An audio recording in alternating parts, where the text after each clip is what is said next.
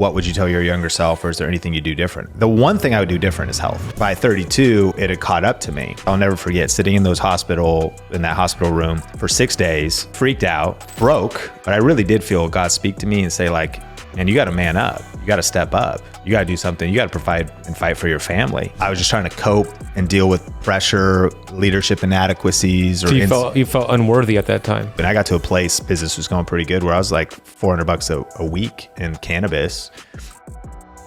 The truth is, being a content creator and building a YouTube channel is hard. It's real pressure.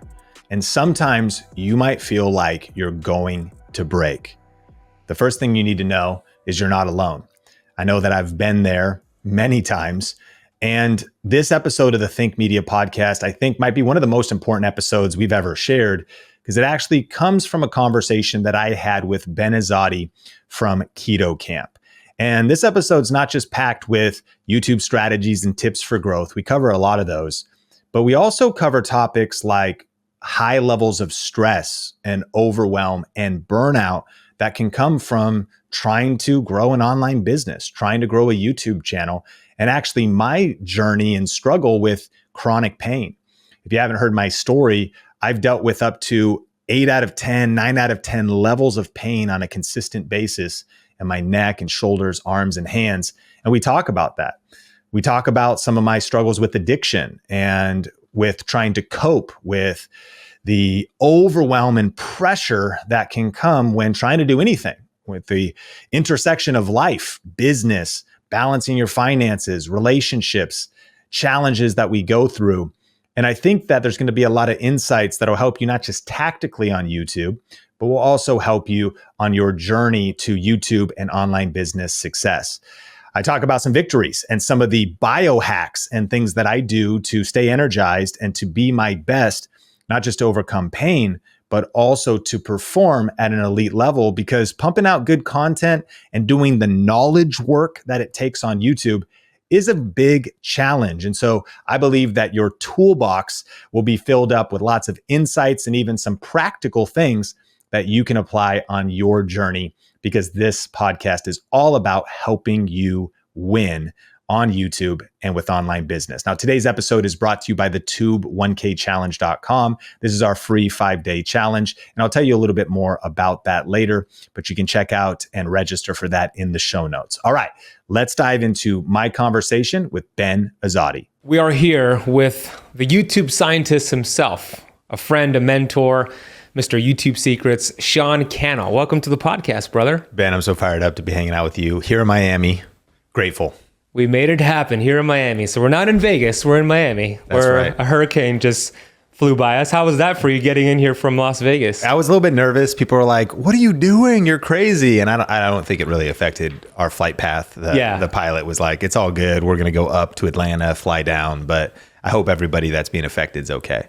Me too. Yeah, it looks like a big storm up in Tampa Bay area. Yeah, that's the life of a Floridian. It's like you get hurricanes, you deal with it. I don't think you guys have any natural disasters in Vegas, do you? Vegas is pretty immune. I mean, the big question though is, are we going to just run out of water? And that's that would be a natural disaster. It would be. Well, Sean, I love what you're doing. I've learned so much from you, not just as how to be a YouTuber, but just how to be a man and a leader and a family man. And just, I have a lot of respect for you.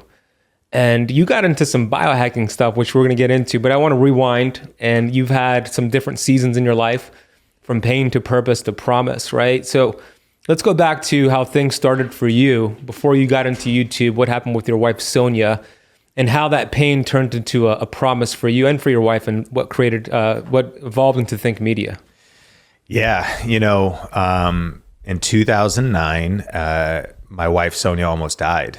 And so we'd been married for a few years. We got married at 21, super young, especially in today's culture. Yeah. And we were working multiple jobs. She was actually earning a little bit more than me, working 3 jobs as a barista, waiting tables, nannying. And then we were both serving in ministry. So the way I got into video was just in a local church context, an hour north of Seattle. Youth group, no technology at all, but just making like video announcements and all that stuff. And so in 2007 is when I started a first YouTube channel for that church. And that means I've been on YouTube for 16 years.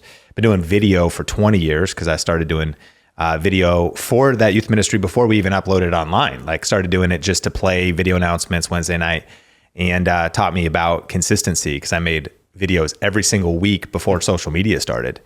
But all that to say is in 2009, a few years before, my wife went on a trip to the Philippines. She got super sick, came back, but nobody knew what was going on. She was throwing up 10 to 15 times a day.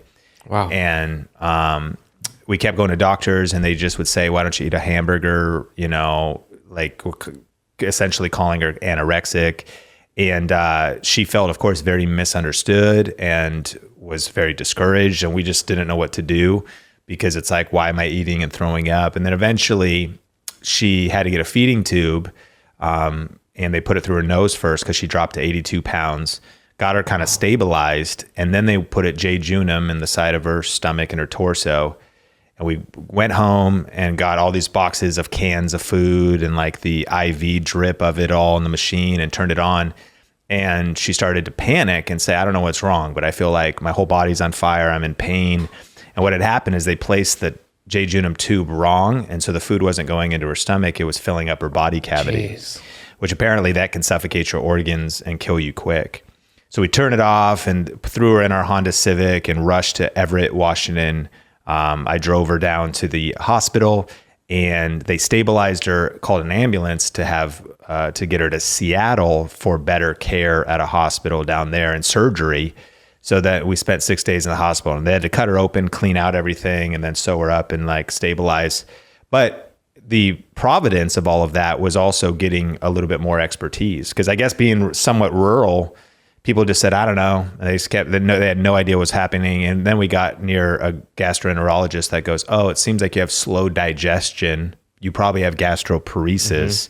They have you eat radioactive eggs, and then they watch your digestion, determined that was the case. And so fast forward to today, she's got a gastric stimulator that kind of like a heart has a pacemaker. It's for her stomach that has helped her digest food, not throw up, and kind of stabilize a little bit. But really where pain became purpose is I'll never forget sitting in that hospital room for 6 days, freaked out, broke, super worried because we had gotten crushed in the Big Short. So we were like losing our house, and the church we were part of, some senior leaders had a moral failure, stole some money.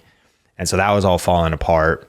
And so I've got all this on my mind. I'm like, what we've been investing in for 7 years, serving at this church, is falling apart. We're losing our house. My wife isn't working right now, and I feel really challenged in the hospital room. I feel worried, but I really did feel God speak to me and say, like, man, you got to man up. You got to step up. You got to do something. You got to provide and fight for your family. And I didn't really know what to do, but I started to look at what had happened. This is 2009, and I had been doing YouTube for a couple of years, doing video, and it's kind of like, in Exodus, God asked Moses, like, what's in your hand? And because he's like, I don't know what to do. And there's a staff in his hands, like using what's in your hand. Like for me, it was like a video camera, what's in your hand? And it was like, okay, what if I could, start earning money, and also not for like fame and fortune, but to pay medical bills, just to be able to also work from home. I was playing out scenarios. Like, I got to figure out how to take care of my wife. Will we have kids someday? Will we need help raising those kids? We're definitely not making enough money to hire a nanny and all that kind of stuff. So I started to kind of like dream bigger, to think about like I got to do something. And I got to work. So anyways, there's a lot to the story that we can kind of process, but I definitely was at a crossroads, and I have total empathy for people that could go to a really dark place and just give up and go to that place of discouragement or depression. But I did feel like I had a choice. Like I could have either really gone that direction or just thought, okay, well, this is the circumstances now. And we married for sickness and in health. And so it's my responsibility as a man to step up and to really fight for my family. And so it was a bumpy road. It didn't start working right away, but that was like the genesis of deciding to go all in, kind of as an entrepreneur, figure out how to make money from home and build a business. Was family first, really. You're right. There's two different directions that somebody could have went back then. When you hit rock bottom, you went through so much with Sonia's health. And it's unfortunate that the third leading cause of death in the United States is medical error, right? And it was some medical error with the Dewey, how do you say that? Jejunum they put in her body the wrong way.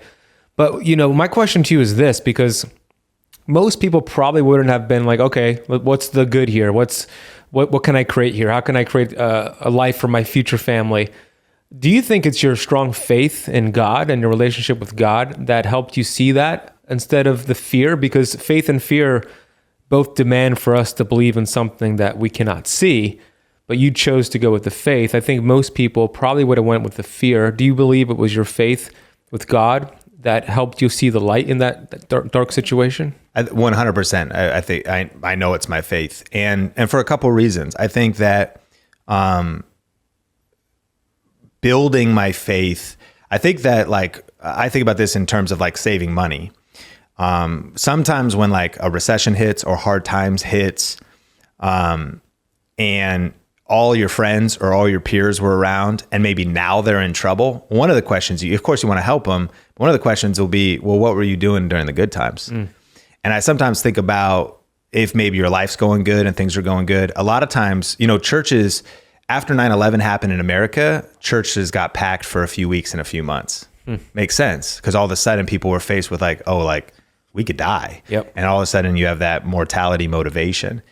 But I do think there's something that wisdom would say, that when things are going good for you, that you want to be, sowing the seeds today for the harvest that you want to reap tomorrow. And so not only my faith, but I think the work I had done, what I had invested in my relationship with God, in prayer, in the word. And in Romans, it says, do not be conformed to the pattern of this world, but be transformed by the renewing of your mind. I know you're big on how you think. So I think that a lot of it also is going to come back to the brain and how you think. The Bible's full of that, transforming the way you think. We want to have the mind like Christ. And so being in that hospital room, I may have drowned if I had to learn to swim first. I heard my friend John Acuff say that, where during the pandemic, he goes, he had been building up his online brand. Everyone needs to build an online brand. And he goes, I've been learning to swim for the last 10 years, not realizing the world was going to get flooded. And I'll never forget that quote, because it was kind of same thing. So I'd been building my faith. I faith's like a muscle, and it starts as a mustard seed, but I've been building my faith. So by being in that hospital room, the way I would process things, I'm praying, I'm thinking through things, and having the word of God as what my soul feeds on.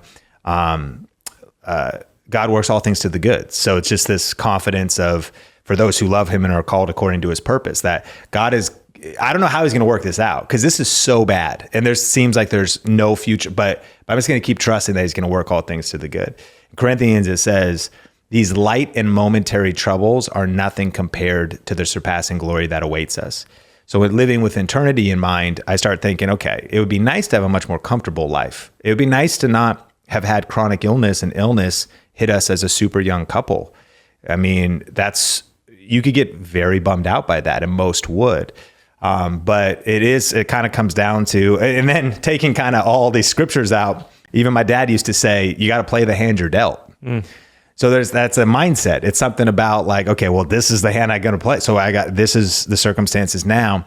How can we take these lemons and make lemonade? And thinking about, and it can be so easy to tally up the negative. Here's what we don't have going for us. But you also count your blessings. We could also count, well, at least we got a family around us. We got friends in our life. At least one of us is strong. Shoot, both of us could be sick. Now we would die for sure. We'd go broke. Okay. And in reverse, Sonia would do the same for me. And so let me just get to work. Let's think about this. And you might say, oh, here's what we can't do. Can't go travel or do certain things actively. And then people fixate if you only have that one mind. But look at the possibilities, the open-mindedness of being well, here's what we can do. We can still have an incredible marriage, a great life, and seasons pass, and they certainly have since then. So by continuing to invest in our marriage and invest in her, and been through a lot of ups and downs, but just, her health has gone to, we also didn't think we'd be able to have kids. And that was one of the hardest things to carry, because we did want to have kids. As soon as she got back from that trip, our stated plan was to get pregnant, if God willing, and have kids. And then boom, all this starts to happen and delays that dream that was in our heart for about a decade. And it reminds me of the biblical story of Abraham, which again, having already those anchors of faith, he's the father of faith, that he at one point in his life said, God, here, you've blessed me in all these areas. I got wealth. I got a crew around me. I got, oxen, sheep, the way you'd measure wealth then. And there's blessings all around me. I'm doing well, and it might be my health's good, all this kind of stuff. But God, I don't have a son.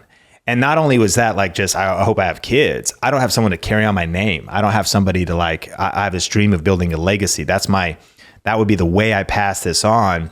And he had this promise from God, but it took decades to fulfill. So even having studied those stories and seeing even how God works, because I know that that's one of the big questions that people listening to this, we all wrestle with. Why do good things happen to bad people? Or, oh, sure, if God, I believe God heals people, but you're also, okay, well, why are you not healed right now? Well, you start seeing, okay, sometimes we are seeing that God is much more of a crock pot God than a microwave God. And a lot of what he's doing in life is building our faith, building our perseverance, changing us internally, building our character and developing hope within us that doesn't disappoint. So that was all of that stuff I had already developed in me at least a little bit. And no doubt about it, that carried me through to help me see and start going into action rather than just being paralyzed by fear, paralyzed. And no doubt about it, I still had a ton of fear or worry, and it would be a daily fight. You wake up and you maybe feel like the weight of the world is on you. And it kind of makes me think of like the Miracle Morning book by, Hal Elrod, where during a season when he was super depressed, he had to realize like the work he needed to do in the morning just to get through the day, to go from kind of a disempowered state to an empowered state. That's been some of the things that I've had to deal with over the build and routines into my life over the years during some of the hardest seasons with health and business and all of the above. Yeah, it's so true. It's a universal law, meaning a law of polarity. For every bad thing, there's an equally good thing. And for every good thing, there's an equally bad thing. So we could put our energy and our focus into all the things that are happening that are not working for you. Sonia getting sick, your business, whatever, not starting off the way you want it to. And we could keep feeding the negativity, and the universal law states whatever you feed energy to expand. So you'll get more negativity to feed into. But You said count your blessings. You could count, okay, what's the good here? Okay, I'm still healthy. You, Sean, you're still healthy.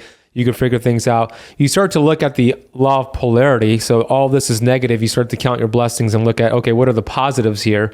And then you shift your energy there. And then you just keep taking it one day at a time, right? And I love that you did that, because it led to Think Media. It led to, your book, YouTube Secrets, which is behind you. It led to me discovering you and us developing a relationship.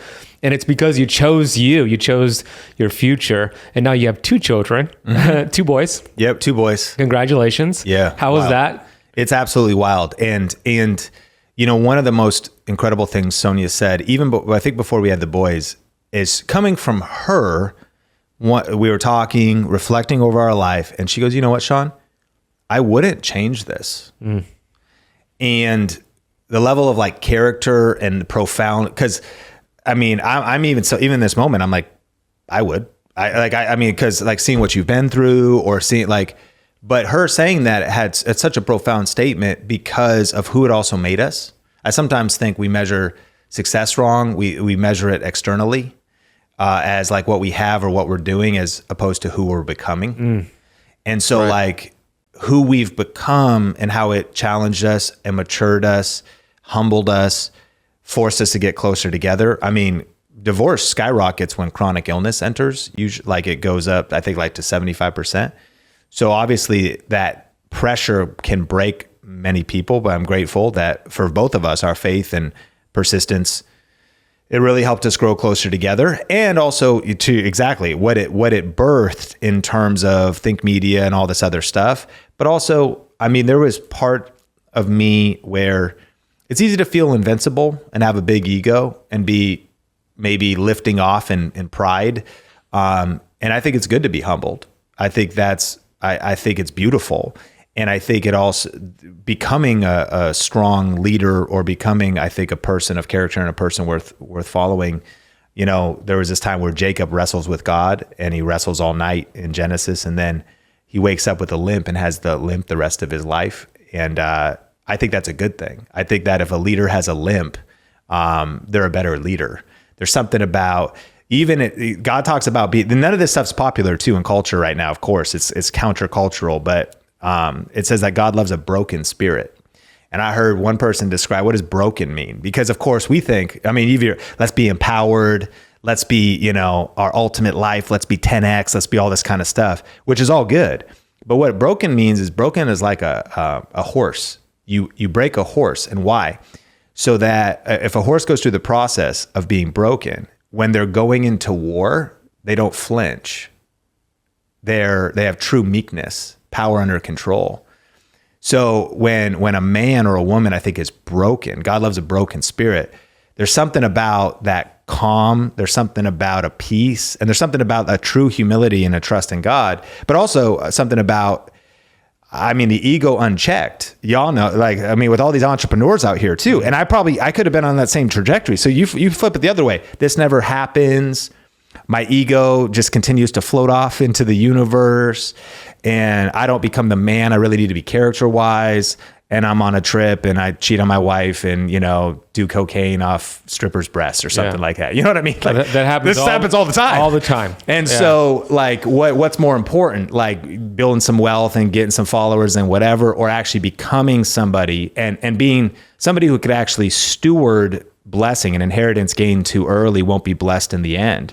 So we also don't even know our full story. I mean, I love talking to you, where we are totally people of faith and believe in prayer and miracles. And also God's gift of medicine and the wisdom that he gives doctors and experts. And that's why I'm obsessed with all this biohacking stuff, because it's also hitting it from both sides. Like, a lot of times, even when we ask God for a miracle, he gives us an instruction.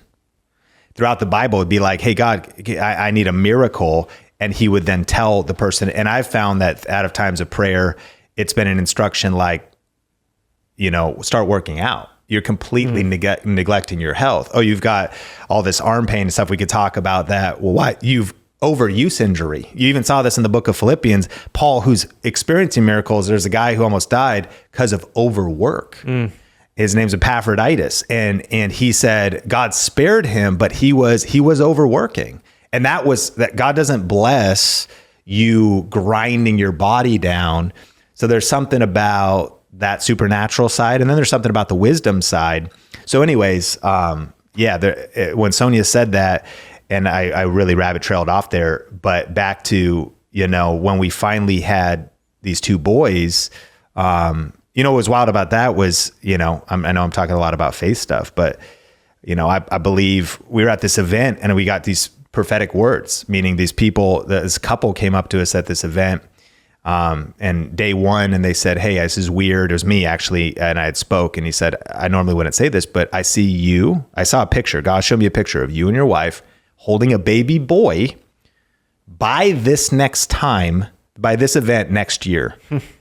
Boy, this time next year, specific timeline. And I was like, wow, that's pretty weird and specific. And I go, I mean, it's my dream, and I believe you're going to have to talk to my wife, but then no joke, the second day, a totally different person that had not communicated said they saw the same thing in a vision. Wow. So I told my wife, she laughed, and then God started to, and even what's happening in her body, because she'd been stronger, better, but we're still in it. And then sure enough, we get pregnant. And then I remember that COVID hit March, and we were on a date, and she filled two pads with blood. So we were freaking out, like, oh my gosh, miscarriage, like all this kind of stuff. And then we went to the hospital. I had to wait like 4 hours because COVID was hitting. So it's packed. The whole thing was packed. Like, we couldn't get it. Finally, we got in. They go, this is weird. Sometimes happens. But the nurse says, you're okay. Baby's okay. And then sure enough, before the deadline of that event, the next year, Sean Bradley was born. And now we have another boy named John. So we have a 3-year-old and a 1-year-old. And so take all this. I mean, we're sharing this in moments on a podcast, but hindsight really is 2020, as they say, because what has it been 14 years since she was originally in the hospital, and we're still have so many challenges, but we look back and we're like, wow, God, you're good. And like, you've really brought us through some things, but there's been a lot of perseverance and grit and dark nights of the soul along the way. But also, where could you be taking us next? And we know that there will be highs and lows, but though I walk through the valley of the shadow of death, I will fear no evil, for you are with me. Wow, what a story. And I'm so happy for you and Sonia and the two boys. You know, you became an entrepreneur, you are an entrepreneur. And I'm curious, before we get into the biohacking stuff, how do you continuously set new standards and goals for yourself personally? Because I know for myself personally, I have goals and I hit the goals. And when I hit my goals, there's a celebration. But when I look back, I find that I'm like happier as I'm on my way to hitting the goal. And then the celebration of hitting the goal is very short lived. Then I just set a new goal and I'm like, okay, what's next? I'm curious the way you go about setting goals. How do you continue to strive for new, better things for yourself and for your family? And do you celebrate your goals, or do you find more victory in the journey to get to the accomplishment of those goals? Well, the biggest mistake I actually keep making is, as soon as I hit a goal, not immediately setting another one. And why I say it's the biggest mistake is the times where I feel the most lost or anxious or discouraged is after hitting goals. And self-awareness wise, maybe the way that you and I are wired, I don't know if I'm an Enneagram 3. I don't know, people listening, if they follow that, but like, you're just kind of this type. I forget what my Myers-Briggs is. But no doubt, in answer to your question, it's the journey for sure. I don't do a good job of celebrating. I would say we probably don't really celebrate. Even like, hey, let's go to a dinner and just be like, hey, all right, you know. I do think like we just hit 13 years. We just had the 13th year birthday of Think Media. Congratulations. I saw that. So the first video was uploaded on August 28th or something like that, 2010. And now 13 years later. And so even we've been getting a lot better. And when I say we, now the fact there's a team. And so we had like a Friday, we did a Kahoot game with our team. We're about 30 people on Think Media now, 20 W2s. And Kahoot's like a quiz game. There's some music. And so it's like quizzes about what was the original Think Media, you know, what Growth Video Live, and people like vote and then whatever. And then we gave a camera away to one of our team members and we spun the wheel and did all this kind of stuff. So we actually truly celebrated that. When we hit, one of my favorite things I think to do is social media milestone posts. I see a lot of people do that, but like, you know, maybe a carousel. And we did a video at 2 million subscribers. So I kind of wrote a script, rewrote it, edited through it, pulled a lot of footage to really mark that 2 million journey. And then, by the way, that's also, maybe this is why, because we're so obsessed. It's not even as much a celebration. It's also kind of marketing. Yeah. It's also like, sure, let's turn this into a post of sharing the journey, but also, of course, sharing the results and, you know, and hopefully also encouragement, because it also says that this stuff doesn't happen overnight. But, you know, summarizing, one, if I don't set another goal, if I don't, and I think that's not everyone's wired this way, but I think men in general, the ambitious, you always need to identify the next giant you need to slay. And to bring that biblical wisdom, you know, when David, famous, there was, you know, that whole song of the Hallelujah song written because, you know, he's hanging out on his porch at his palace. And it says that in the Bible that in the summer, when kings go to war, David was chilling on the palace, on his porch, and he looked down and he saw Bathsheba bathing naked. And then he's like, okay, I'm the king. So he slept with her. And that set a series of events in his life where he ended up putting her husband on the front lines of battle. And so he got, you know, he made a really bad decision and ended up, one thing led to another thing, as it often does. You make one thing, you start trying to hide the mistake you made or whatever. Punchline. None of that happens if he was on the front lines of battle where he was supposed to be. I think that a lot of entrepreneurs, a lot of guys get in trouble if you don't stay engaged in the battle you're supposed to be fighting and you just have idle time. And because if you just have idle time, maybe you've had some success, you got money in the bank, you're bored, start scrolling on Instagram, people are sliding into your DMs. There's a lot of stuff that can happen. So I think, or you just get discouraged, you start drinking, you start whatever, because you don't even know what to do with yourself. Mm-hmm. Spend some money. And so it could go from anywhere to like small, maybe mistakes to massive ones. So I state that lesson. I think find the new giant. And then as far as goal setting, for me, it's just blocking the time to do it. And that's why I do like being a part of masterminds and things like that. And a accountability group where somebody will remind you and challenge you to do it. How many masterminds are you in right now? 2. I'm a part of this one called the Wellspring with Pete Vargas, kind of faith-based angle. And then I'm in a peer-led mastermind with my friend Stacey Tuchel. I just kind of was invited into it. And peer-led meaning it's just kind of invite only. And then there's a little bank of money to pay for one event a year or whatever. There's no cost to it, but it's kind of invite only. But what I found was like the last time I really set goals was because we're at the retreat for the Wellspring and they like clarified the 5 domains of life, like set a goal in your faith, in your family and relationships, friendships, marriage, kids. Set a goal in your money, not just make more money, but make money matter. What are we doing generosity wise? Set a goal in your health. And then whatever the other one is. And so, and then write those down. And so the cool thing is, I got to join a mastermind to do that. I think you just need to actually block time. And because this last January, I was a part of that group, it was on the schedule. It was on, so I got it done. And I did it shifts your physiology. It shifts your energy, gets you kind of excited again. It does. It actually, I think it reduces anxiety and fear. Of course, your goals should scare you a little bit, but you're also seeing that they're practical and like even set a revenue goal. And then I think you got to measure what matters. And I was recently talking with a mentor and I was like, I just feel like we're failing. And then we just added up our numbers and projected the rest of our revenue this year. And it was like, we were mathematically, we weren't even failing. We are just a little bit up, but it's great to be up. We're up like 400K top line revenue or something like that. And so like just the opposite of not failing, but yet emotionally I felt like we were, which does definitely think something about putting pen to paper. If it's not written, it's not real. Yeah. And so translating your goals to paper, measuring your goals. And of course we could be missing them, but then it allows you to know, where you need to get going. So I've said a lot, but I think I actually feel like I'm not the best goal setter.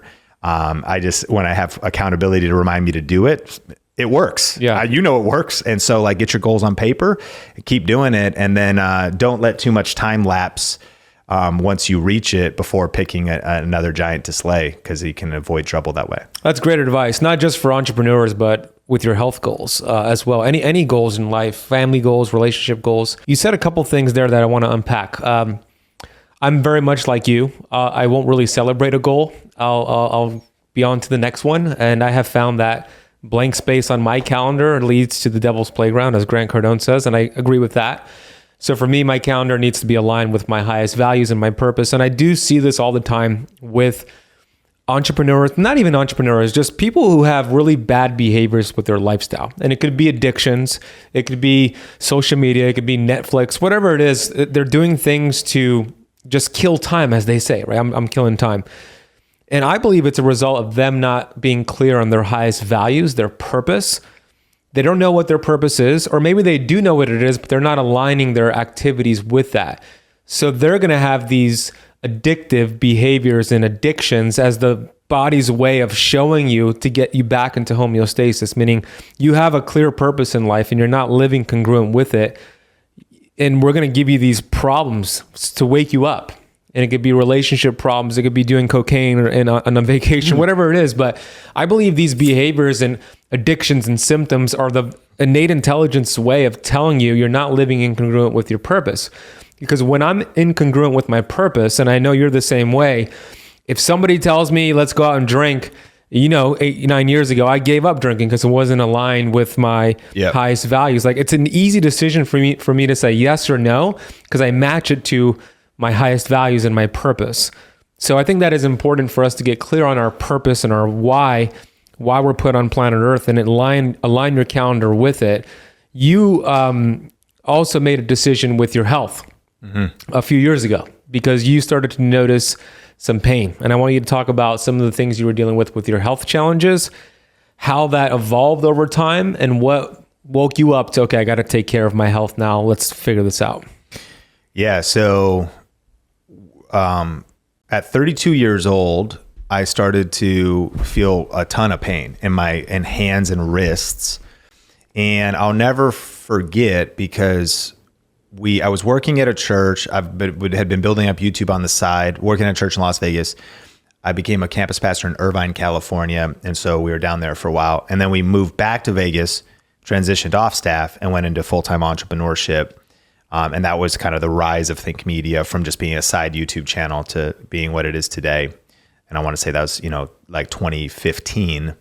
And I remember coming back though. And I remember we went to church on a Sunday, and I was wearing these 2 black braces because I got these like carpal tunnel braces. And I was just kind of freaked out because I didn't know, will this pain go away? What is the cause of this pain? And up until that point, I had spent so much time working at a computer from probably 19 to 32. And there was times when I was waiting tables at Red Robin, but I would work in those very early days. I would work like Thursday, Friday, Saturday, try to put in 32 hours or something. And then I would, after work, go to the church office and edit video for 1, 2, 3, 4, 5 hours with terrible ergonomics. And then eventually, when I started doing video myself, YouTube as a side hustle, I again would maybe do 8, 9, no breaks. I'd do 8, 9, 10, 11, 12-hour days. Sometimes doing freelance work. So I'd work for clients and then to put in another couple hours. But one of the problems was it was all the same work. 8 hours of editing for clients and then shoot some of my own videos, but edit my own videos. Yeah. With poor ergonomics and no strength training. I think as I look back, people often said, what would you tell your younger self, or is there anything you do different? The one thing I would do different is health. Question: are you interested in learning the best strategies that are working right now to get views and subscribers on YouTube? Well, I want to invite you to our free 5-day Tube 1K challenge, where I'm going to be going through our 7-step YouTube success system entirely for free. Over 10,000 people have used this exact framework to start and grow successful YouTube channels, whether for their business, whether as a side hustle or as a creator, or even as a ministry and a nonprofit. And I'm going to be teaching through these 7 steps at tube1kchallenge.com. Every one of the 5 challenge sessions will include a strategy that you can immediately apply to start growing your channel, as well as a challenge, something to do that'll get you moving, taking action, and creating content that will lead to growth. Plus, there's going to be software giveaways, tech giveaways, and even a brand new YouTube camera. So if you're interested, just go to tube1kchallenge.com or click the link in the show notes. And now let's get back into the episode. As I look back, people often said, what would you tell your younger self, or is there anything you do different? The one thing I would do different is health. There's maybe many things, but that's by far at the top of the list, because the level I pushed it to was unnecessary. And even if I worked that hard, I believe I would have included the reverse to that, put some yoga in there, strength training in there, weights in there, do the opposite of what that was causing, like hunching forward, all that different stuff. Nevertheless, by 32, it had caught up to me. And so I started to study RSI, repetitive stress injury. And I bought every book. Sarno, who talks about actually that it's mental and there can be a lot of pain that you have, maybe your arms and your hands because of trauma, or maybe there was stress or anger or trauma that happened to you, and it can be captured in certain muscles at certain times. So I was hitting from every side, trying to see doctors. What was interesting is when they would have me do the tests, it wasn't that I had carpal tunnel. I just thought I did because I had wrist pain, and I'm like, maybe I do. And so I went on a journey, but then the kind of tough thing was, as I said, at 32, I started going into entrepreneurship. So once I got no more freelance clients, nothing else, just our own YouTube channel, just our own content, and then started hiring, the grind of getting a company off the ground is insanity. Luckily, I hired a video editor, maybe 1 or 2 years in and stopped video editing, but I would continue to work at a computer and take meetings or type. And so I reduced it, and I started to get every brace known to man, the little tennis elbow braces that hold that area, every different, I would wear different, wrist braces, started to get the little rad balls for myofascia release. Did that impact your confidence? Oh yeah. And I'd either be dealing with pain or chronic pain, fear of the future, but also just grinding through, maybe still have to pick up and edit a project. And so really dealing with from 32, I'm turning 40 in 65 days. And I just grinding through, sometimes working through intense levels of pain, popping Advil, popping Tylenol, and would push it like whatever it takes. And what can happen with RSI, studied a lot of YouTube videos about it, different people's stories, is some people, computer programmers, gamers around the world, they talk about where they would get to the place where if they touched a mouse, it's a very interesting phenomena, 5 minutes on a mouse and they'd be like writhing in pain on the floor. Wow. And what's kind of interesting was maybe there's obviously some like parts of my brain that are probably like underdeveloped because of how psycho this all is. But I think this is also like the entrepreneurness of it, because some of this RSI studies I realized was people would take sick leave. They would take whatever from their computer programming job. Well, dude, I'm the driver. I'm the founder. So no doubt about it, I maybe could have slowed down or should have slowed down, but I didn't. Mm-hmm. And I also felt the pressure of I'm fighting for my family and then fighting for our team. And, Heather, who's now at a different company, but she came in those early days, and I felt responsible, as the founder is and the leader is, to like show up and deliver.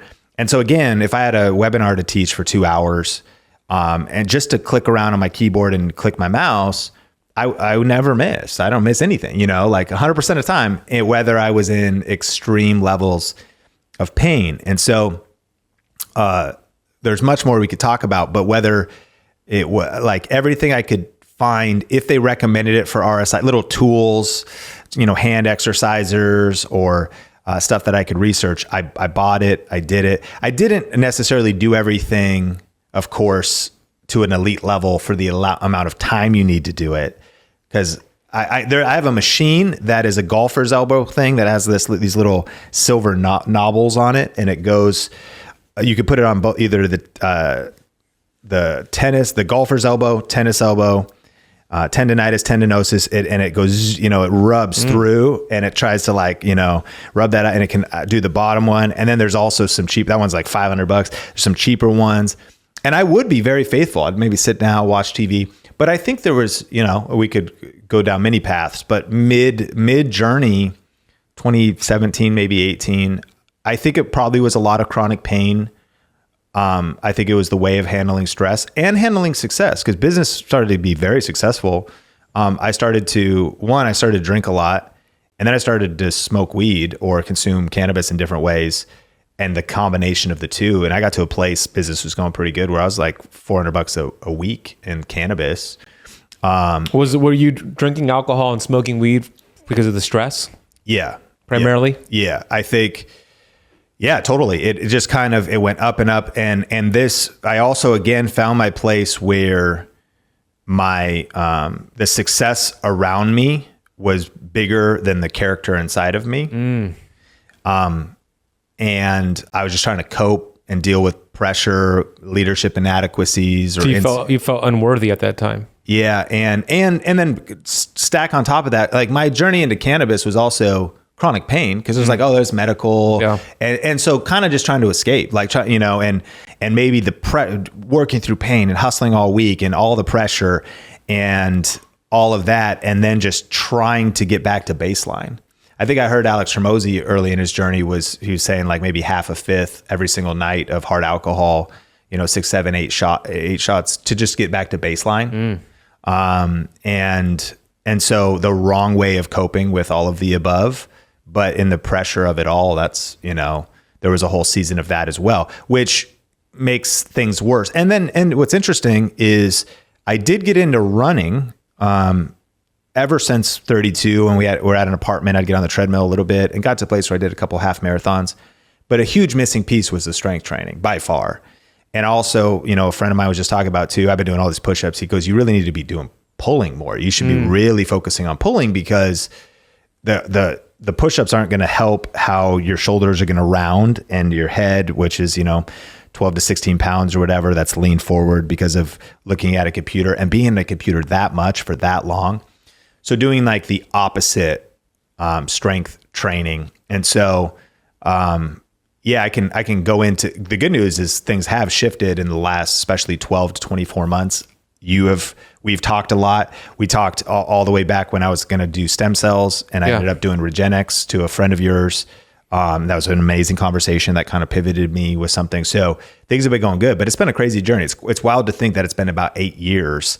And it's one of those other things where like business is booming, so many wins and so much good happening around us. But I've been, like crippled to a point and just in writhing with different levels of pain. And maybe to articulate it, there's been times where like a good day, there's been pain-free days lately, and pain-free moments and so much progress lately. But it was probably always a 5 out of 10, with times when it's like an 8, 9, or 10. A couple summers ago, I was lathering my arms with CBD menthol. Because you were in that much pain? Because I was in that much pain. And sometimes I would like wake up, work a little bit in the morning, and know I had like a live training or something at 4 or 5. And I would like get in bed and pop like Advil, which by the way too, I stopped taking all Advil for over a year now. I do still Tylenol sometimes. I don't know if it's better, but I've heard especially, and can go like weeks without anything, which is insane progress, because at that time, I would like pop the Advil, rub my arms, sit there and just be like kind of freaked out. Just be like, I just got to rest and try to recover and get ready, and then get back to the grind and go back in my office and do whatever I had to do to attend. And there were some practical things just to also shout out, like whether the Think Media team throughout the years, teamwork makes the dream work. And I think it's like says in Ecclesiastes, 2 are better than 1, because if one falls, I mean, that'll preach to, with my wife and I, the power of having a partner, but also the power of having a team. Because if you go through something where you need to lean on others or they can carry stuff, and then a cord of 3 strands is not easily broken. So I think if I was isolated or alone or trying to go through all this, man, I would have been sidelined. But our company has scaled through me still being able to produce quite a bit, but not even being at my best. The credit goes to having incredible people around us, and teamwork makes the dream work for sure. And just major shout out to the Think Media team. Yeah, you've got I love Think Media. I love your entire team. They're incredible. Every person I've met on the team has been exceptional to me, including yourself. And you've made a lot of progress with your health. I'm proud of you, and I know you're still working on it. I saw in your Instagram stories that you're doing, correct me if I'm wrong, 100 push-ups for 100 days in a row. Is that what it is? Yeah. So I did, a couple of friends challenged me to do 100 push-ups a day for a month. So 100 push-ups a day for 30 days. For 30 days. And now I'm on like almost 2 months. So you kept it going. Yeah. So you're on day 60. I'm on day 60 at this moment. And you've done 100 every day. Uh-huh. Yeah. I saw you doing it at the airport at Las Vegas. Was that Vegas airport? That was the SeaTac in Seattle. I'm in Seattle. That's summer. where, okay. Yeah. I want to know, that's impressive. Good job, by the way. Congratulations. But I want to know, there have been some days, I'm sure, where you're like, actually, I could just end the streak now. I've already done my 30 days. Yeah. What got you over that stinking thinking to say, let's just keep this going and let me just get it done? Yeah. So, I mean, if I back up briefly, one thing that I don't know how helpful it's been, and this is something that I think is true in general with maybe biohacking and stuff, when you throw the whole kitchen sink, because as you can see, I've tried to do everything. And I also try to do things that have other benefits, red light, health, nutrition, PEMF mats, the whole deal. Just wanted to get my whole physiology, because also your whole body healing too. So my arms, shoulders, neck, anything I could do. But eventually I did Regenix about not even a year ago, but coming up maybe a year and 1, 2, or 3 months. they drilled 6 holes in my tailbone, sucked out my bone marrow, and spun that into stem cells, and then like 50 vials of blood into PRP, 21 injections. And that at the elbows, you know, the tendons, the muscle, whatever, wrists, certain fingers. After MRIs, there's a bulge in my neck around there, a beginning of one. So neck, like shoulder, and was it all on your left side? Right side is the pain side, but it's both sides. Okay. I'm heavier on the right side. I actually got to release all that video footage and stuff too. So you documented it. Where would you post that? Not on Think Media. It would be on your personal YouTube? Someday I want to get my personal channel going. Yeah, you told me that. Yeah, for just all the stuff and so since Regenix, they also then hook you up with a physical therapist. And I called you and I said, hey, I want to work with like a physical therapist. And you said Kelly Starrett style. Yeah. Like ask them questions like what Supple type. Leopard. Yeah. Kelly Starrett. Yeah. Yes. Yeah. What type of, and the cool thing was the people connected to Regenix in Vegas, Erica Wong and Joe, their PT, had the book. The Supple Leopard in there. And they're that like, was a good sign. Yeah. They're like, that's our, and I was like, right this is so cool. And they're based out of a CrossFit gym. So started to meet with them. And then generally they started to kind of get me back to even kind of able to, also another big one was EGOSQ method, which Tony Robbins talks a lot about. I think they got a clinic in San Diego, which is all posture. And they call them E sizes, where you can do he'll do it on some events. They'll do the E sizes where you'll do like whatever these are called, the rolling shoulder things. And then lay on your back with your feet up on the wall, or different deals, to talking about how alignment, like if your spine's out of alignment or your hips, that then the function downstream that can cause. So I started to really commit to those, and I even went in person. They take a picture of you, and then they keep working based off that picture every time you go into the clinic. And I would see that my right side was raised. My mouse side shoulder was raised, probably shortened maybe in the shoulder, and my mobility on my shoulder, and also the right side of the neck, which is where all your nerves come out of, right? Different things where I have lost the curvature in my neck. It's neutral now and so it's not even really what was happening in my hands. It was the fact that my head was tilted down in front of a computer for 6, 8, 10 hours a day. Every inch forward is 20 pounds of pressure on the rest of your body. And then that dysfunction kind of messed the whole right side up as I'm also doing the mouse. So anyways, after Regenix, and then started doing PT. And then once I started even getting, what I realized was I'd been so far out of strength training that I had just had a lot of even foundational stuff to get back to.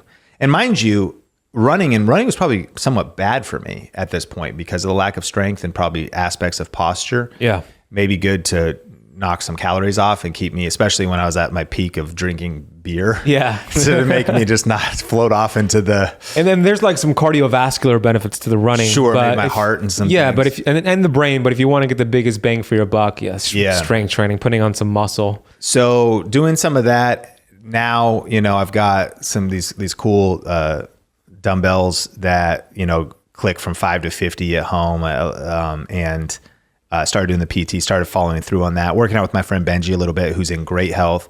And then I was challenged a few months ago to do the 100 push-ups, but I couldn't do them. After I did them, I could do 100 in one day, but the next day I was toast. I couldn't do another 50 until a couple of days later. But I noticed just the progress of then being challenged again by a different group of friends, that I got to a place where I'm like, okay, I'm able to, I actually could get through it. And yeah, you're totally right. It's like even as now I'm on like day 60, I've noticed the strength. My wife's noticed the change in in how I look, and I've made a lot of progress, but there's still times where I'm like, this sucks. Yeah. And that's a lot without the recovery too, just to put it back to back. But you can almost do anything if you spread them out. Because if you just do 10 and take a break. So or a lot of times, and we have to get them in by midnight. It's kind of like a 75 hard ethic that we text to this text thread. And so so 10 times 10, spread it out. Yeah. So just spread it out, and I'll turn on some YouTube video podcast or audiobook or something, even if it's 9 and we put the kids down, and I'll just chill out, and I'll kind of like stretch out in between. I'll throw sit-ups in between. And my new thought, although I know I now need to flip to pulling, so I want to keep the momentum going. I just found that the accountability is one, and then sensing and feeling the progress. And there's been different mentalities when I've been facing discouragement. I don't want to be light with this word, but even like the S word, like, SUA, I won't say it just on YouTube or whatever, but I don't want to be hard. I know that's a very serious thing, but there's been times when I've just been like, God, take me home. Like when it's been at its worst of I just don't know if I can keep going. I'm in so much pain in my arms, and are my arms going to work? And I think the mentality that chronic pain can cause you. So, but one of the mindsets that's helped me kind of reverse that is also, it took me 12 years to destroy my body to this point with bad practices. I might not get better overnight. Yeah. And there might not be a silver bullet. I'm into all the biohacking stuff, but there's the responsibility of me building it up. In fact, and there's been these like signposts, milestones along the way. I was on this podcast with a guy who's 365 driven, and he's like 50 deadlifting all this crazy weight and stuff. And he goes, I was telling him a little bit what I was going through, and he goes, man, right around the time I was 38, 39, my whole body, I just was like, life sucks. I'm in pain head to toe. I'm just pain everywhere. And he goes, I started to lift, and I started to lift heavy. He goes, it took me about 2 to 3 years, but he goes, I'm 50 now. I'm pain free. I feel better than I ever have. So even hearing that story was like, okay, even if I do a 30-day challenge, I hope I can get there as fast as possible. But my mindset keeps going. Even if it takes 2, 3, 4 years of consistency, my plan is to be pain-free soon, but definitely my best decades are still to come. Yeah. Amen. And you've gotten so much better. I mean, obviously you're not in as much pain, and the fact that you're able to do these push-ups every day and work out and with Benji and do those things, it's huge progress in your journey. And you're right. 12 years or so destroying the body. Mm-hmm. It's no different than a lot of my Keto Camp Academy students who are, let's say, diabetic. Takes 10 to 15 years to develop diabetes, and it's reversible. Like your condition is reversible, but it's not going to happen overnight. It took so many years to get to that point. Now it's going to take not going to take that same amount of time to get back, but it's going to take some time and some progress. Working out is essential for entrepreneurs, for human beings. Like I know when I'm consistently strength training, like I did this morning, I did some deadlifts and some squats, front squats, back squats. I feel so much better than if I go a week without working out because I'm traveling. I just start to feel a little cruddy. Yeah. So getting into a consistent routine is so important for all human beings, and finding what that sweet spot is. I used to think it needs to be a 60-minute CrossFit workout when I owned the CrossFit gym. Now it's 30 minutes in and out, like very efficient, and that works for me. Combine that with basketball, I'm good to go. But I want to know, Sean, in terms of biohacks, because you've done red light therapy, PEMFs, you're doing some different things. What is your favorite biohack that you've done so far, and why is it your favorite? Yeah, I think red light therapy is probably my favorite. I've felt the benefit from, logically, number one, it was a more motivation to also crush it in business, is to generate the money to invest. And you have this one, right? You have something similar to that? Yeah, I've got like full 4 panels. Yeah. And Dan Sullivan from Strategic Coach says this: if you have money and you have a problem, you don't have a problem. Mm-hmm. Yeah. And so a lot of times I'm like, why, if there's money in the bank and there's the potential that there's something to help me. And also the fact that if I've now looked back as a business owner at my ability to produce, the best asset I can invest in, like it could be incredible. I mean, because some of the things you spend, like my panels are like $5,000 or something to get the, Mine too. And so people go, that's expensive. And you're like, well, actually not really, because what's it worth, and investing in your health, and what is your health being at peak? What does that give you the ability to do to produce? Mm-hmm. Me being on the side of feeling like barely able to do my core work, in pain, not, struggling mentally with that, and barely able to touch a keyboard or a mouse, I'm about to shut down. I was at those moments, like how possibly could I have a bright future?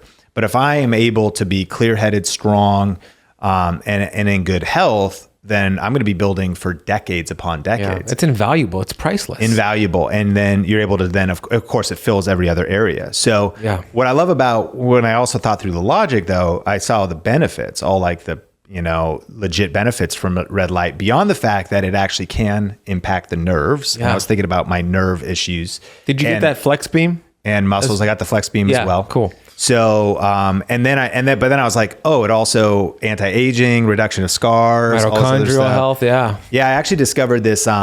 I don't know how I stumbled across. I was watching YouTube, and there's a particular lotion that also enhances red light. Yeah. Certain essential oils do it. Yeah. And so, also just thinking like, I'm about to turn 40. I'm like, I want to have great skin. I want anti-aging. I want all the above. Yeah. And the primary thing was pain and anti-pain. But I also started, and same thing with PEMF mats and things like that. I thought, okay, generally, it's of course good to go be grounded if you can and get outside and barefoot. But if you can't, if this tool could help me do that, and if it has other benefits, I know it's Dr. Pollux. He seems to be a giant guy with his website. Yeah, and everything. very smart guy. Yeah. So, and an expert at that. So I thought, okay. And I stumbled over Tony doing the magnetic taco, and he apparently does that almost every day. The magnetic taco. So he gets in, I'm forgetting the machine, but it's a pretty big machine that you can also wheel around, and there's a mat above and a beamer. Below. Is it a beamer? It's not a beamer. But it's a PEMF machine. It's a PEMF machine. Okay. And it's one of the most powerful ones. Okay. I mean, like 30,000 Gauss or something like that. Okay. And there's a YouTube video where the journalist does it as well. And he's like, oh, wow, I feel like it pulsating. So most of these PEMF mats, you don't even really feel. No. Yeah, you don't feel like this is, you feel it for sure. And so when I saw him then, he's like, oh yeah, this has been a part of my routine. But especially when I speak, it's part of his recovery and being at peak. And we know this guy, he's up there 15 hours. He's insane. Yeah. And so, of course, there's a lot to that. But things like that, me also doing the same kind of stuff when I have an event. So I started investing in these tools. And so one of the ones I got was a newer one from the company's in Israel. And Dr. Pollux was saying that machine's pretty old. The one that Tony uses, still good, but it's older technology. And so there's a newer one that also has two mats. So I have a mat above and below. Oh, nice. And it also goes to 30,000 Gauss or something. It talks about how there's also two different things. One is kind of more like, in a way, homeostasis and relaxation and what it's doing to your body. The other one's more curative. And he's smarter than me, obviously. But yeah, so investing in a tool like that, and then thinking about using it on my shoulder and whatever else, but thinking also about total body performance. So I would say red light. And then, I love the what'd you call it again? The flex. With the flex beam, I've been putting essential oils on whatever area I'm putting it topically, and then putting the flex beam on there, and it helps the red light penetrate deeper. So what essential oils? doTERRA. I've been using anyone from doTERRA because they're high quality. So it could be peppermint, it could be whatever one from doTERRA. I also like Young Living. So any of those two brands is my go-to. Love it. What was the machine that you found? The one that you... Yeah, so the one that Tony's been using is called a Hugo Pro. And okay, that's Tony's one. That's like 25 grand, although it's a little bit older. So it's like 16 grand now on sale. The one that is new technology, Paramed's Ultra Flash, AKA the Curatron. And it's been on back order. They're a lot of times back ordered. Wow. And I guess it's an Israel company. And that can run you up to like 10 grand, 12 grand. But they went into all Spark technology. The Hugo has to be replaced every so often, like Spark Gap technology, like after, which is fine. The other one is more modern. And then it has multiple connectors. So you could do two mats, or you can do a ring and you put it around different areas. You can do a pad. And so it's pretty high end. And that would also be for like a clinic. But of course, if you are balling, you could do it for home use. And again, it was an investment, not just in wanting to get back to baseline with some of the things that I want to repair in my arm and shoulder and neck, but also then just go off into high performance in general. So any tool that'll support high performance. Yeah, I mean, health is wealth. It really is. Yeah. It'll upgrade everything in your life, and it also downgrade everything in your life when you don't have it. And unfortunately, too many entrepreneurs wait until they get to a certain point with their health. They're diagnosed with something before they make a decision. And even for you, you were in a lot of pain and you made a decision. I was obese, I made a decision, but ideally we want to be proactive and not reactive. And that's hard. I mean, I think I heard John Maxwell always say that like most people don't change, right, until the pain is high enough. Yeah. And so, yeah, I think the highest level of wisdom and discipline would be to make that decision before you see the pain. Like you probably don't start working on your relationship until you have a blowout fight and realize it's about to split, as opposed to just investing in it all the time. Correct. You don't start working on your health until it breaks down. But what helps me is envisioning my life if it keeps going in this direction. Sure. So like, just to give an example, I see a chiropractor who does trigger point therapy on my low back. Because my low back used to be in so much pain. I used to play basketball and I used to be out of commission for 3 days. She's the only person who's been able to fix it with trigger point therapy, breaking up the fascia, doing some red light. She doesn't adjust me like a regular chiropractor. She does it differently. So I know that my back has been in so much pain over the past few years, but all this year I've had no back pain and I've been able to work out and play basketball.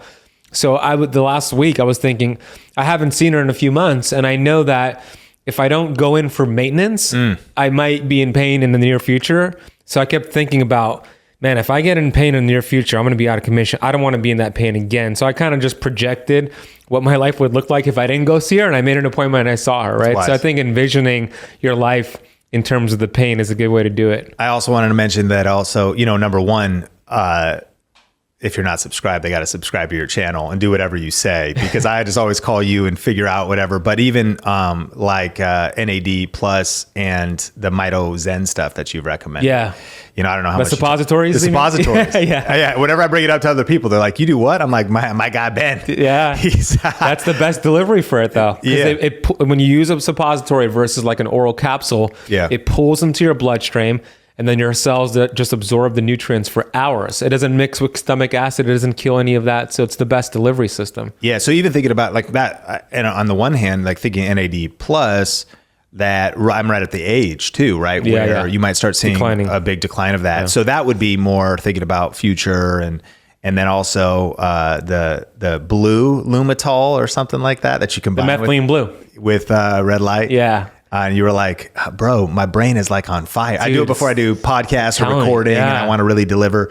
So yeah, I'm always looking for, it's both sides. It'd be health, but also how do you get the edge for the entrepreneur, or how do you also get, I've heard it said, right, that your brain is the muscle that will fatigue you sometimes the most. It uses so much energy to do knowledge work at an elite level, to do deep work, focus, put out great content at a high, or batch produce and record 10 videos in a day or something. So important to protect it. To be very articulate and very sharp through all of that. I think that all of the above is a combination where I just want to stay at high performance as well in terms of my mind, my focus, my energy. Yeah, so important. The brain is 2% of the total body weight, but it uses 20% of the energy. Just an energy sucker. So when I am speaking on stage, like I spoke this past Saturday at an event in South Beach, I was speaking at 6 p.m. And I don't typically fast until that time, but I knew I was going to speak and I wanted my brain to just be performing for that stage right there and have all this BDNF. So I fasted that whole day and I ended up doing about a 30-hour fast and I felt incredible. It's like my brain was just so focused. I wasn't using energy for digestion. I was using it to crush the lecture. Yeah. And we could do that with a podcast, et cetera, with things that we do. We could use that energy. Fasting is one of the best ways to harness that energy and really tap into the innate intelligence. I need to do that. People always, because sometimes I'll be speaking. If I speak in the afternoon, there's VIP lunch. Yeah. Or whatever. And I'm invited. They're like, hey, and I'm. Yeah, then it's tough. And I sometimes do it anyways and then try to overcompensate with coffee. But you're exactly right.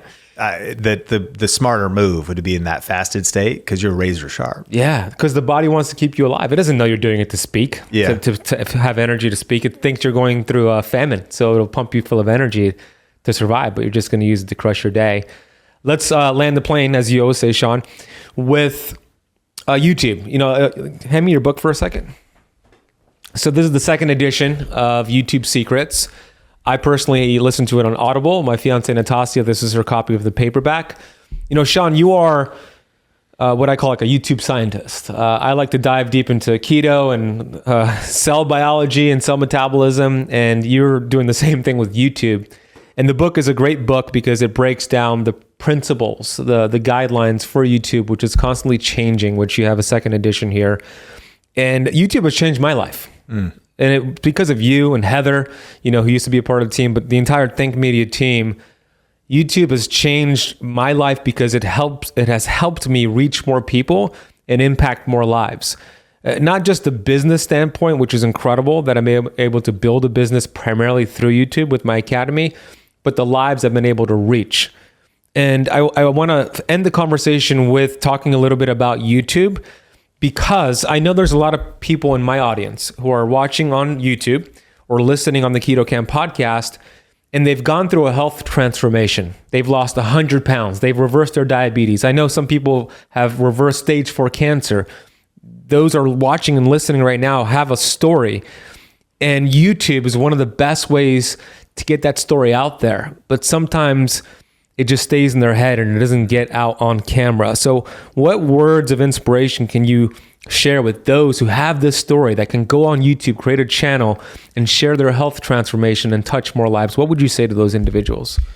Yeah, I mean, I think you're a purpose-driven leader. And so I know the listeners are that same way, and they want to make a difference. They want to make an impact. I think what comes up, though, is that there's a lot of self-doubt. I think we have to slay some dragons, like the 4 horsemen of the apocalypse that come into our mind. That's like, well, who's going to listen or care what I have to say? Yeah. And I think the what's wild is people are looking for people that they can relate to. Not everybody, almost anybody can follow you or follow me, but they don't necessarily connect at the deepest level. We can't relate to have gone through something while also carrying a baby or being a woman or, whatever different, or being starting at age 50 or recovering from something at 60. So we a lot of times say your vibe attracts your tribe. I think the power of sharing your story, who's going to listen to you? People that are like you, that can relate to you. And you not sharing your story. I think that when you're afraid to share your voice, if you think about the opposite, what would happen? Chances are people that start YouTube channels, they're not going to become the next Mr. Beast. But the chance to impact 1,000 people, 10,000 people is so practical. We see it all day long. About people in our community, and the chance to then, I think, secondly, build a business around that. So I think people are held back because who's going to listen to me? Well, there's you getting your story out there. Your unique story and your unique circumstances will connect with other people that need to hear it from you in your way. They won't listen to certain people because of ethnicity but it's not that they won't listen, but you know what I mean? Like they won't connect until they hear, oh, you're in a immigrant family. You're in this type of scenario. So YouTube's wide open in that regard. I think that some people also think it's too late thinking about these mindsets. What's wild is YouTube is still the most generous algorithm on the internet. It's still possible for brand new channels to start creating content and to break out, especially if they just know a few tweaks of just how to position a video, what kind of topics to talk about, and how you can get your content out there.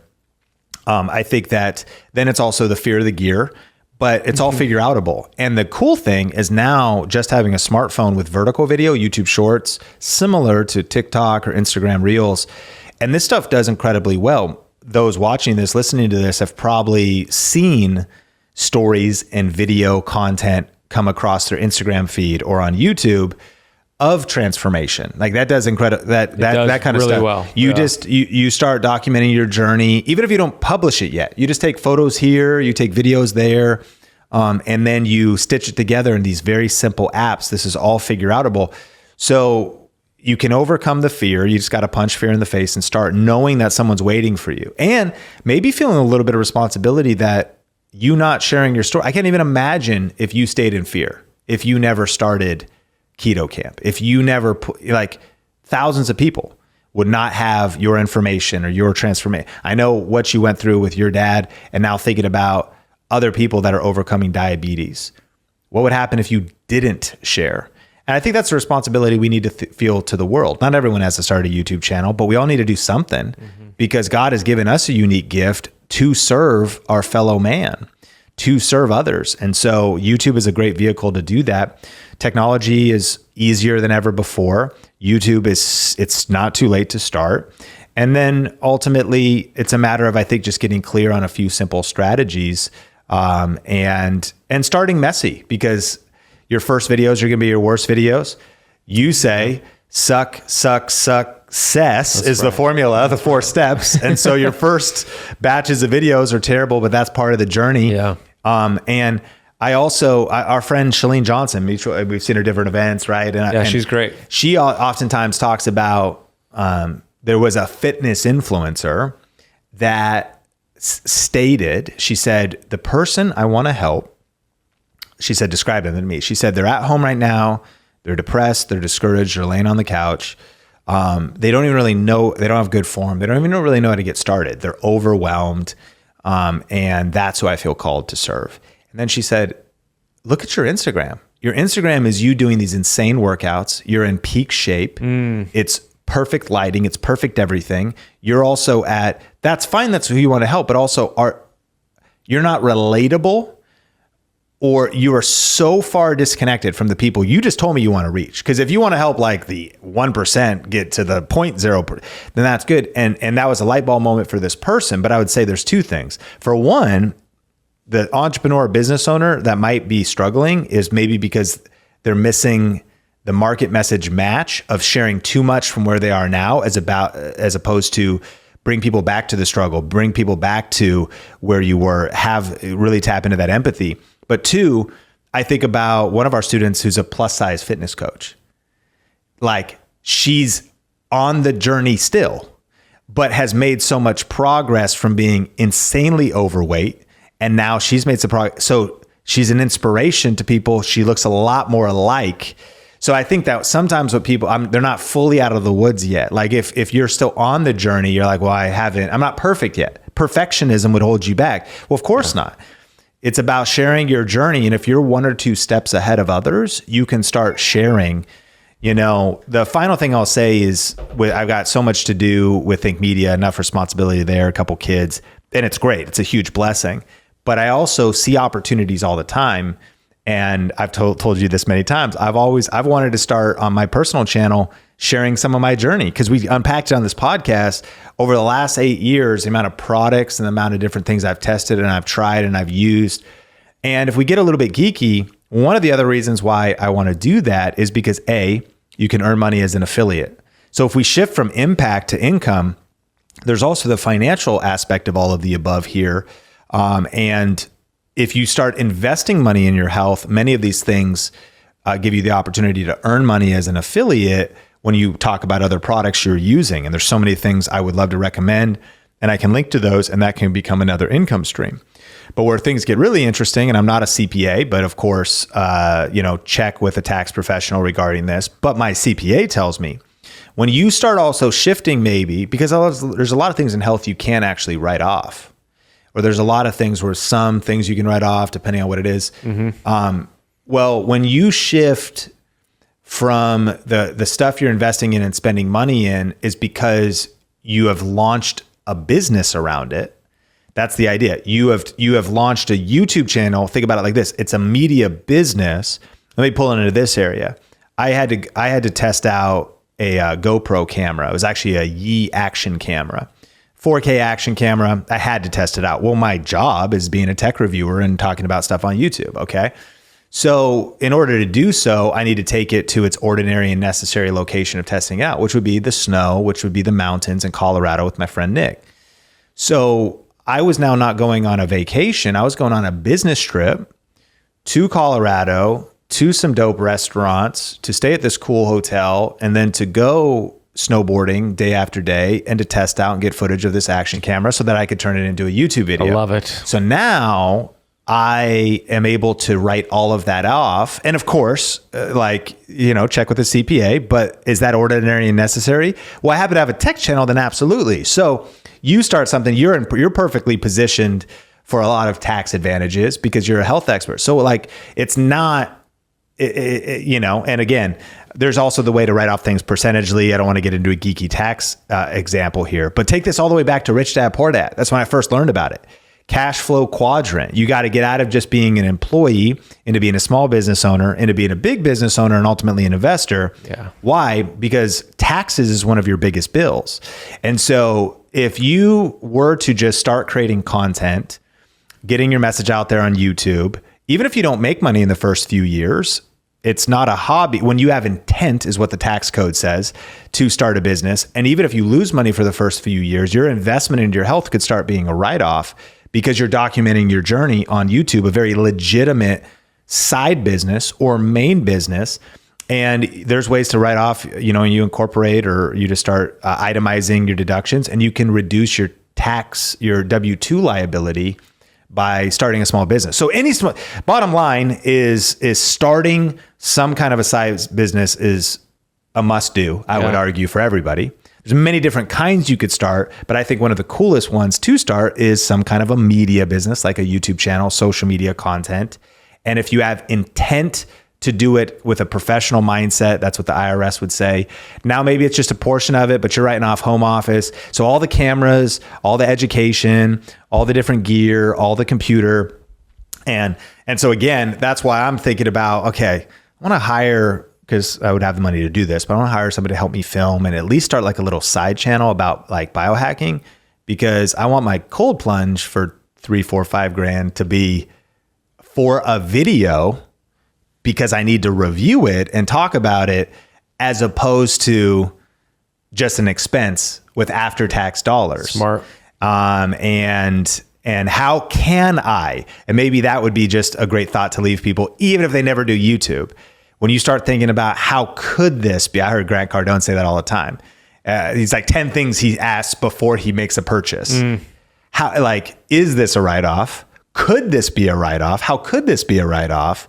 And, if you're going to buy a suit, if you wanted to do it, it's not. You can't technically write off clothes, put your company logo on it. Now you can. There you go. And so different things like that. So you're like, okay, well, do I want that logo on there? Could I get a cool logo? Just different things. That's a thought process. And I think sometimes chasing all of that down could be sideways energy, because it could you're trying to save a little bit over here as opposed to scaling. It's not worth it. Yeah. It's not worth it. But if it is something you're obsessed with and passionate about, then it is something to consider. And that's where I would be coming from. You've probably seen, that's why I love you so much and could, geek out with you for hours, because I genuinely am into the whole biohacking thing. Yeah, it isn't even just a tax tactic. No, it's an actual obsession. It. So yeah, you were happy in my kitchen earlier today with all the supplements and the coffee we had. And then back to purpose, back to impact.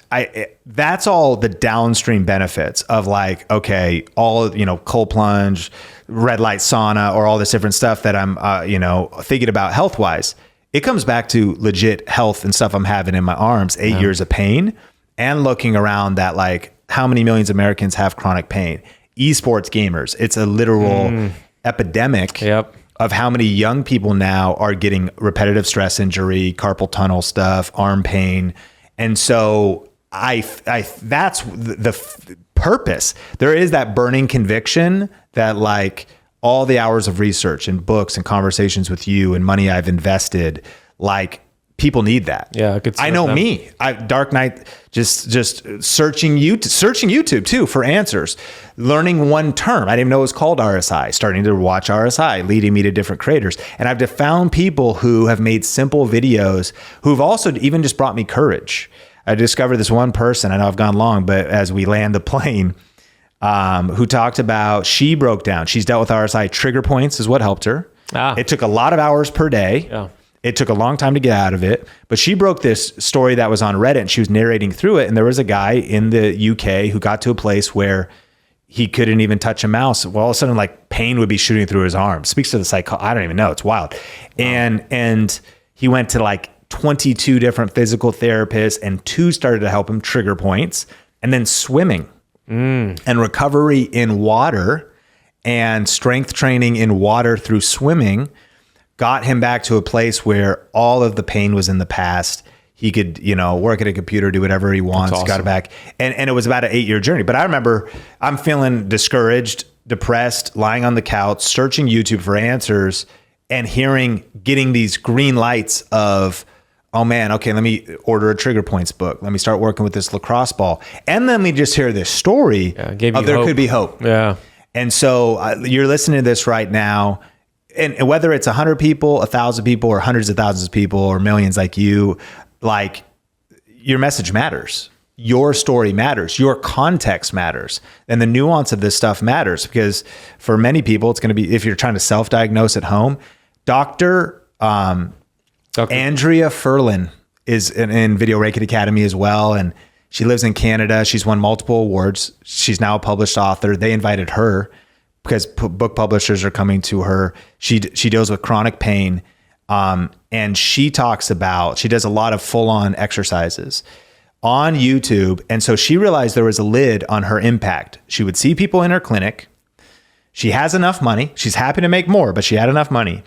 But she started to hear people say, what about this? What about that? She started to turn it into videos. She also started to realize she could help people that were all around the world that did not have access to good health care or good information. And she started to put stuff out there.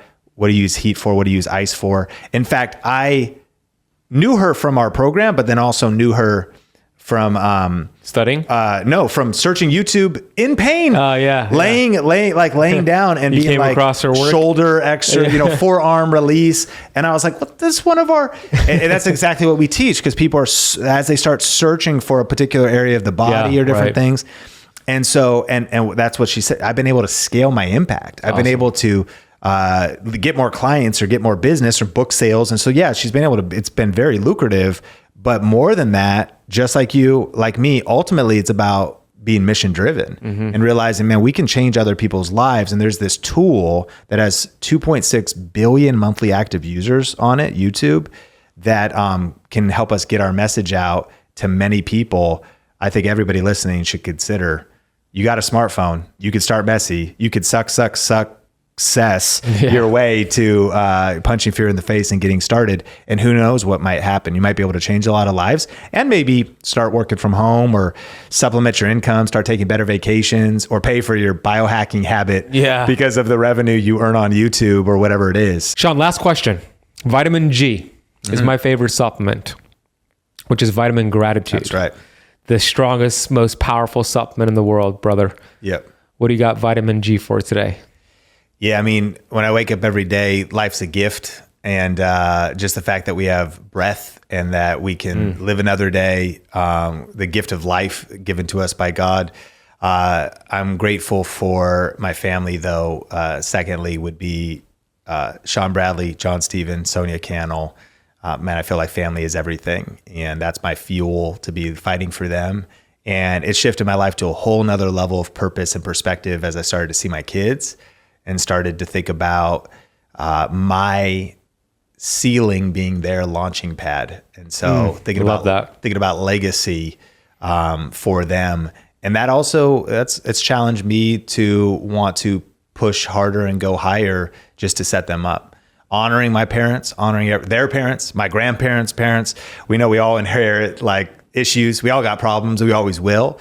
But thinking about giving my kids everything I've overcome and every battle I've fought and won, to try to give them the best starting point possible so that they can make a greater impact in the world. So grateful to God, grateful for family and kids, grateful for life. And I'm grateful for you, truly. Like legitimately, you're one of my favorite people. I'm thinking about you with such fondness. And I think about whenever you share, I know you've shared in our community and taught in a few different places. You always help people shift their thinking, change their mindset, the work you've done, which a lot of times people still don't see, the hours of research and the time you've put in and the sacrifice, driven to truly make a difference in the lives of other people. Our mission is to help purpose-driven people, crush it on YouTube. And when I think about the definition of what does that even mean, it's Ben Azadi, man. It's somebody, you're a person of deep purpose. And so thanks for all you do. And I'm so grateful for you. Thank you, Sean. I'm grateful for you. Honestly, I wouldn't be able to reach as many people as if it wasn't for your work and your support and mentorship. Love what you guys are doing. And what you shared reminded me of Michael Beckwith. He said, don't bring your big problems to God, bring your big God to your problems. And that's what you do, brother. Your faith outweighs the fear, and you show up and you do whatever it takes. So I'm grateful to know you. Everybody go get YouTube Secrets. Where's the best place to get it, Sean? Amazon, Audible as well, if people like audiobooks. Yep, I have it on Audible. There's a whole fresh edition for the second edition. I am uniquely curious about your feedback from this episode on the Think Media podcast. Now, you can only really comment on the YouTube version. And so if you're on audio, maybe you want to stop by the YouTube channel, because I'm curious, would you like to know more about any of the things we talked about? Maybe about energy, about biohacking, or maybe aspects of my story and some of my failures and the mistakes I've made along the way and the challenges I've had to overcome. I just want to know what you like best, because maybe there's something that we could expand on in the future. Also want to shout out Ben Azadi, who's become such a great friend. And he's also one of our students. I remember when he sent me a picture of his silver play button, and he is one of the people that have been a part of our community, Video Ranking Academy, for years now. I think he's at 250,000 subscribers, and I'm humbled and honored that he calls me a mentor. And in fact, if you're interested in learning the 7-step system that Ben Azadi has applied to grow his YouTube channel and his empire, we're actually doing a free 5-day challenge. You've probably heard about it by now. And over 5 days, we're going to be going through our YouTube success system, as well as the latest data that's happening in the YouTube industry that you need to know, as well as some case studies and stories of people that are applying YouTube strategies that are getting views and making money in some unique ways right now. And it's a couple of days packed full of value, packed full of challenges to get you taking action and to get you out of your comfort zone so you can get massive results, as well as some cool things like giveaways. We're giving away a camera and all kinds of tech and software. So if you haven't registered, you can see the details at tube1kchallenge.com. There's a link in the description in the show notes as well. And I can't wait, if you're able to make it, to hang out with you live, as well as myself, the Think Media team. These are always incredible events where we learn, where we grow, and where we build massive momentum when it comes to starting and growing our YouTube channels. If you got value today, like, rate, review, share the podcast, maybe tag somebody in this episode specifically. I know I've read a lot of comments that have asked about my journey with chronic pain, and we have all kinds of people in our community that are facing challenges. And I want to encourage you. You know, we never really know what other people's stories are, but if you can find someone in the world that has the same setbacks as you, the same challenges as you, that have overcome them, they've found a way, they've prayed through it, they've gotten medical advice, medical support, they kept searching, they kept reading, they kept looking for answers, they kept looking for ways to solve, I think about my journey, physical therapy, like every single thing.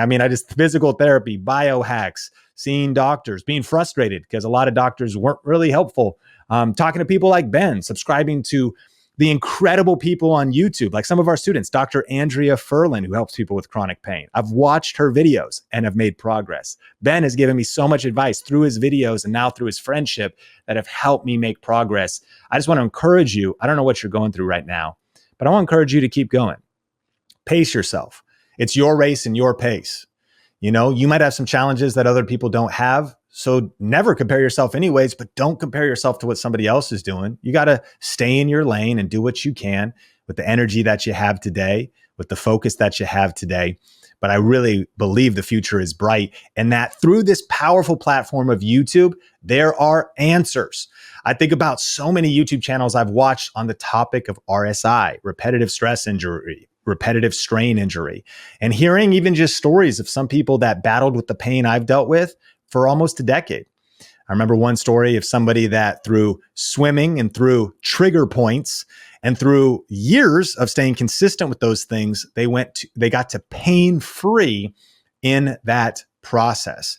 And so our ethos at Think Media is we never give up. We keep praying. I've heard the acronym PUSH, pray until something happens.